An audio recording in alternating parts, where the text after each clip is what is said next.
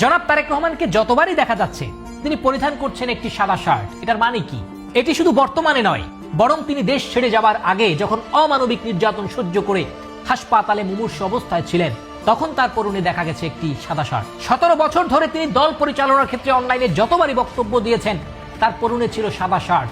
দীর্ঘ অপেক্ষার পরে যখন তিনি বাংলাদেশে আসলেন, স্বদেশ প্রত্যাবর্তনের দিনেও তার পরনে ছিল সাদা শার্ট। বাংলাদেশে আসার পর থেকে তার সকল সভা সমাবেশ এবং নির্বাচনী প্রচার প্রচারণার ক্ষেত্রে তার পরনে একটাই পোশাক, সাদা শার্ট। এটা কিসের প্রতীক? এটি তার সাধারণ জীবন যাপনকে নির্দেশ করে। বাংলাদেশে আসার পর থেকে তিনি রিকশাওয়ালা থেকে শুরু করে সকল ধরনের শ্রেণী পেশার মানুষের সঙ্গে দেখা করছেন, কথা বলছেন, মতামত নিচ্ছেন, একদম সাধারণভাবে চলাফেরা করে বেড়াচ্ছেন, নিজের জুতা নিজে বয়ে বেড়াচ্ছেন। নির্বাচনী প্রচার প্রচারণায় গিয়ে তিনি সকল ধরনের নিরাপত্তাকে উপেক্ষা করে সাধারণ মানুষদেরকে মঞ্চে ডেকে নিয়ে তাদের সঙ্গে কথা বলছেন, মতবিনিময় করছেন, তাদের কাছ থেকে মতামত নিচ্ছেন। এই সাদা পোশাক মানে হচ্ছে পরমত সহিষ্ণুতা, ন্যায়পরায়ণতা, সাধারণ মানুষের কাতারে দাঁড়িয়ে নেতৃত্ব দেওয়ার প্রতীক।